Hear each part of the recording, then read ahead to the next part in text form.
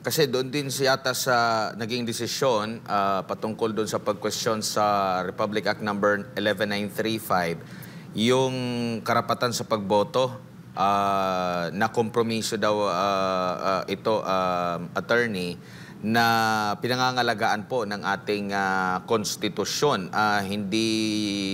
Mayroon ba kayong nakikitang ganito rin sa batas na ito, or wala sa inyo po yung pag-question din po nito? Wala po sa COMELEC ang pagka-question po dyan. Dahil yung po mga bagay na yan ay sinisettle ng ating mga political branches ng government tulad ng sa executive at sa legislative. Kami po sa COMELEC bilang Independent Constitutional Commission na taga-enforce at taga-administer lamang ng batas, kung ano po yung umiiral na batas, kung ano yung umiiral na desisyon ng Supreme Court, yan po yung aming ipapatupad. Pero hindi naman ito nakasama sa inyo pong paghahanda, sir, no? Parang nakabuti ba dahil meron pa pong barb elections incoming? Hindi naman po nakasama. Sa isang banda po maaaring makatulong kasi nga po nagkakasabay-sabay. Kung matatandaan po natin hindi pa man po tayo nakakatapos ng May 12, 2025 elections ay naghahanda na po kami para dun sa October 13 BARM elections at dito nga po sa December 1, 2025 BSKE. Medyo sabay-sabay po yan. 3 project management office ang tinatag ng COMELEC na nagpa-function at the same time. Ngayong nag-iis na lang po yung BARM elections sa pinaghahandaan namin. Tapos naman yung Mayo na, may elections natin, medyo nakatulong po sa COMELEC na makapag-concentrate naman kami dito at paghanda kung sakali man next year dito para sa BSK. Opo. Kung hindi po na-postpone itong barangay and SK election, kailan po yung paghahain ng kandidatura ng mga nais tumakbo sa pagka-barangay official? Lalabas po ay sometime in October po yan, October 1 to 7 po kung hindi ako nagkakamali, ang kanilang filing ng COC. And dahil na-postpone, mga kailan na po ang posibleng filing naman ito, sir? Mga next year na po yan. Siguro po mga 2 or 3 months before the November 2 elections po. Opo. Sa nakalipas na mga eleksyon, ano po ba ang mga possible na mga pagbabago po, lalo na dito sa barangay elections po na ipatutupad ng COMELEC o tinitingnan ng COMELEC na ipatupad po? Bukod po sa pagsisikap na maparami sana yung mga presinto, mas maraming mga guro para mas mapabilis po yung pagboto at pagbilang at hindi naman masyadong ma-inconvenience yung ating mga kababayan. Tandaan po natin medyo mabagal po ang pagboto dito dahil manual elections. Sinusulat po yung ating pangalan ng kandidato at bukod po doon yung ating mga botante from 18 hanggang 30 years old, 2 balota po sila. Isa para sa SK, isa para sa barangay. Yan po yung mga pinagtutuunan natin ng pansin ngayon. Ikalawa, ang COMELEC po ay hindi tumitigil ng pagsulong dun sa early voting days para sa mga PWD, sa ating mga senior citizens at pregnant women. Ngunit kung sakali mang hindi mapagbibigyan nito, mas lalo po namin pag-iigihin yung 2 bagay. Una, yung early voting hours namin na exclusive para sa mga naturang sektor. Ikalawa, yung aming accessible o priority polling place para naman sa kanila na hindi nag-option para doon po sa early voting hours. Medyo po may nakita kasi kami na pagdami ng nagpunta doon sa PPPs or APPs dahil doon medyo humabapila, natagalan din sila. So ito po yung mga improvements na nais naming magawa. Patungkol naman po dun sa sistema ng halalan, medyo mas papagandahin po siguro namin ang disenyo ng balota para dun sa lalong-lalo na sa 18 to 30 years old, hindi sila malilito kung alin yung pang barangay, alin yung parang pang SK. Opo, nakumpara na po ba natin, sir, kung nagiging marahas ba ang sa barangay na eleksyon kumpara sa national elections po? Historically, sir, mas marami po kaming nakikita na mga election-related incidents at violence sa barangay and SK elections dahil alam naman po natin, magkakakilala sila, magkakapitbahay, magbabata, magkakaibigan. Medyo nagiging personal ang laban. Pero nakakatuwa po kasi noong 2023, iyan po ang lumalabas na pinaka-least number of election-related incidents at violence sa history ng barangay SK elections. Ganon din po yung 2022, no? So ang bala ang aming pong gagawin dahil nga po sunod-sunod na nating napababayan, improve at i-improve pa natin ang security preparations natin. Ang sa ganon, sana ang goal nga natin, wala na, 0 election-related incidents or violence na tayo. Opo. Sir, yung sa desisyon po ba ng Korte Suprema na isagawa na yung ang eleksyon bago pa man ito na ideklarang unconstitutional? Hindi pa po, hindi po nangyari yun. Kaya nga po, bagamat wala sa batas yung December 1, 2025, ang Supreme Court na po ang nagsabi na dapat sa December 1, 2025 nang sa ganun mapatupad sa lalong madaling panahon yung pong naunang batas na bago lumabas yung 11935. Sakali man po, sir, na katigan ng kung may mag-question nito at paboran at muling maglalabas ng desisyon ang Korte Suprema, sasapat pa ba yung panahon considering ang October din ay BARM election? Kaya naman po namin yan. Ang hiling lang po namin, sana sa lalong madaling panahon magkaroon ng linaw. Kung meron mang aakyat, kung meron mang mai-issue na TRO, restraining order, maganap na po sa lalong madaling panahon. Sapat na oras po rin kasi ang kinakailangan natin. Tandaan natin, bagamat po madali lamang yung pag-imprenta ng balota dahil blanco naman po ito, wala po nakalagay na pangalan. Kaya hindi kasing komplikado ng automated elections, kakailanganin pa rin ng sapat na oras, lalong-lalo na sa deployment. Yan po yung pinakamabigat kasi kailangan mapadala namin doon sa mga lugar yung sapat na bilang ng balota. Bukod pa po dyan yung ating training. Kailangan kasi ma-training natin ng ating mga electoral boards. Muli, bagamat ito ay parang paulit-ulit na ginagawa, napakahalaga pa rin na tayo ma-training natin sila, lalo na sa tamang pagbibilang at pag-interpret ng mga boto. Opo, wala naman pong mangyayaring sir, no? Parang appointment, extension lang yung mangyayari sa term ng mga existing or incumbent na mga barangay officials.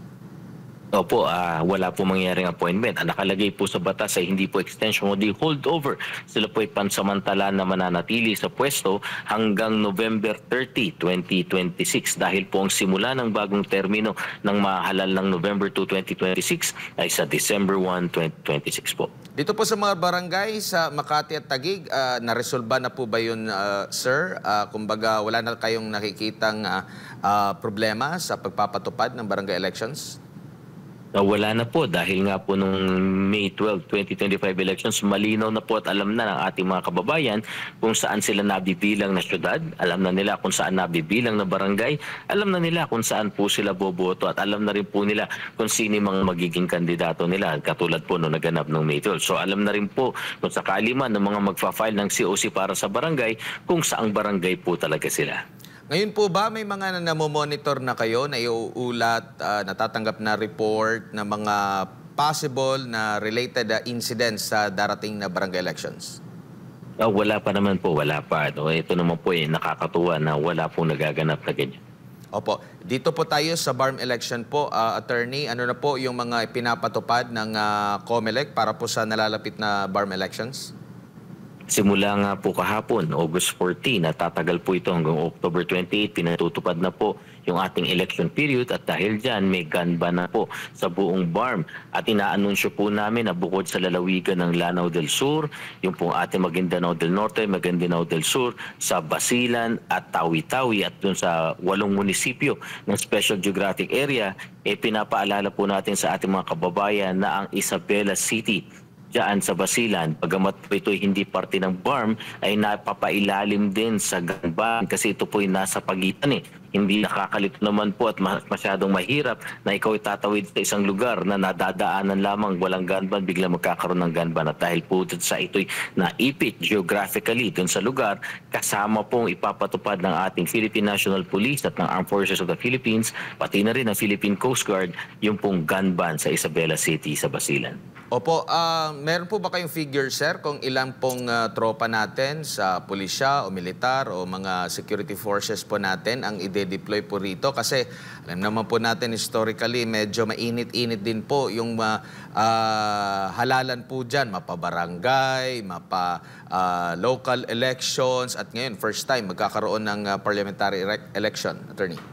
Opo. Pagdating po sa security functions, wala naman pong dinidisclose ang COMELEC na bilang ng dinedeploy dyan. Pero sapat na po na masabi natin na husto at sapat ang bilang ng ating mga pulis at sundalo na magsisilbi dyan. Ang dinidisclose po kasi natin yung bilang ng mga pulis na magsisilbi bilang electoral board. Pero pagdating po sa security, ito naman po isang bagay na talagang pinaghahandaan ng COMELEC. Kaya sapat po ang magiging bilang. Sa tingin po namin, sa tuwing assessment namin po, halos every week ay nag-meeting ang ating Gun Ban and Security Concerns Committee. Kung kinakailangan pa ng pagdadagdag, nakahanda po ang ating law enforcement and security partners dyan. Tapos na po ba yung filing ng COC?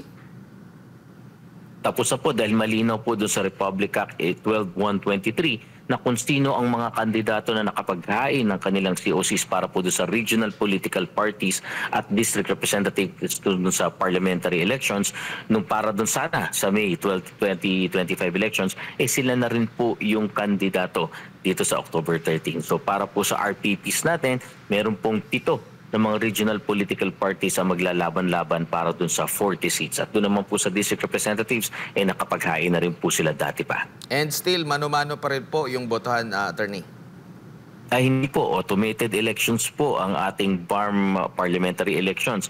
At ang kauna-unahan pong improvement dito, dahil sinunod namin yung Bangsamoro Electoral Code, yung pong regional political party sa balota, meron logo nila. At yung mga kandidato po para doon sa district representatives, meron pong picture, may larawan po nila na colored po. So mas madali para sa ating mga kababayan, lalong-lalo na doon sa mga hindi masyado nakababasa, dahil makikita nila yung logo, makikita nila yung litrato, hindi sila mamamali sa gusto nilang mabotohan. Any untoward incidents may kaugnayan sa BARM election po? Wala po. In fact po, binabalak na po namin i-lift yung na-declare na Comelec control dun sa Buluan, Maguindanao del Sur at dun sa Dato Odinsinsu at Maguindanao del Norte. Balak na po namin i-lift yan dahil po nakita namin na payapa at maayos naman yung lugar. Wala na yung naganap na insidente nung Mayo. Kaya baka po i-lift na po namin yan. Wala na nakadeclare under Comelec control. Huli na lang, attorney, meron po bang mga bagong barangay na nabuo recently lamang po at pati sila saklaw na rin ng barangay elections? Wala na po dahil po nung tayo'y nag-May elections na i-fix na po natin yung mga bilang at mga lugar natin. Tama po yan, bago mag-May elections, merong mga nahati, merong mga na-collapse, merong mga pinagsama-minerge o pinagsama-sama. Kaya po nagbago yung bilang ng ating barangay. Pero mula po nung maipatupad natin yan, bago mag-election period, itong January 2025, fix na po. So kung sakali man, wala na po tayong mababago ngayon. Unless, kung ito na nga po, kung merong pang lalabas na kailangan na magsagawa ng plebisito ang COMELEC para po sa merger o kaya po ay expansion o paghahati-hati. Opo, attorney, si Jade po ulit. Ito, isang issue na lamang po patungkol nga po dito sa mga contractors na nagdo-donate doon sa mga politiko. Ano bang say? Ano bang masasabi po ng mga ng COMELEC hinggil po dito sa paggamit nga o pagtanggap ng mga campaign funds nitong mga politiko mula sa mga government contractors? Malinaw naman po kasi doon sa Article 95C ng Omnibus Election Code na pinagbabawal po ang sinumang entity o mga juridical entity na merong kontrata sa gobyerno na mag-donate para sa political funds. So ito po isang bagay na tinitignan po ng aming Political Finance and Affairs Department. And in fact, doon po sa aming sinususog na panibagong Omnibus Election Code, 900 plus pages po ito, na naisusog sana nung 19 Congress, ngunit hindi naging batas, na ipapasok po muli namin sa 28 Congress, mas pinalawig pa po namin ito, lalong-lalo na yung parte ng disclosure. So ito po ay ipapatupad ng COMELEC at kasamang sinusuri ng aming Political Finance and Affairs Department. Opo, pero so far marami po kayong natatanggap na mga reklamo na. May mga natatanggap na kayo ng ganito mga reklamo? Wala pa naman po pagdating dito. Ang isa pa po sa tinitingnan natin kasi yung pagkakataon, wala naman pong kopya ang COMELEC ng lahat ng kontrata ng ating mga kung sino man po mga entities ang merong kontrata sa gobyerno. At yun nga po yung unang dahilan kung bakit isinasa publiko namin yung ating Statement of Contributions and Expenditure. Nakapost po yan sa aming website. Nang sa ganyan, yung ating mga kababayan na merong impormasyon, either hindi nagsasabi ng totoo, hindi nagdeklara ng totoo, sinungaling o kaya po kulang at hindi o kaya lumabag sa mga umiiral na batas yung pagkakatanggap ng contributions o expenditure maaring maipagbigay alam sa COMELEC. Opo, at kung mapapatunayan man yung politiko na yan o yung kandidato na yan nanalo nga na nakaraang eleksyon ay possible madiskwalipika po.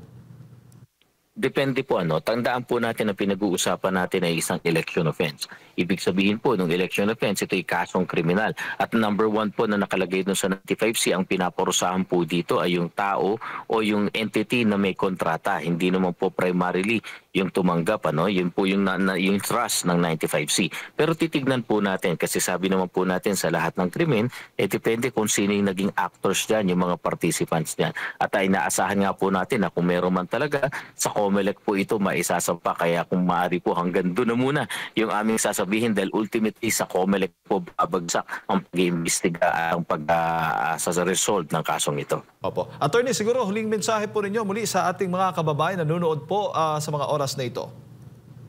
Para po sa ating mga kababayan, batas na po ang Republic Act 12232 kung saan inililipat na po ang halalan ng ating barangay TSK elections mula December 1, 2025 patungo ng November 2, 2026 sa kadahilan ng ma-fix na sa 4 years ang isang termino ng isang barangay at SK officials kung saan ang barangay po natin, barangay officials ay merong hanggang 3 consecutive terms kung sila man po ay papalari na ma-re-elect ng 2 beses pa. At sa ating SK officials naman po hanggang isang termino lamang sila.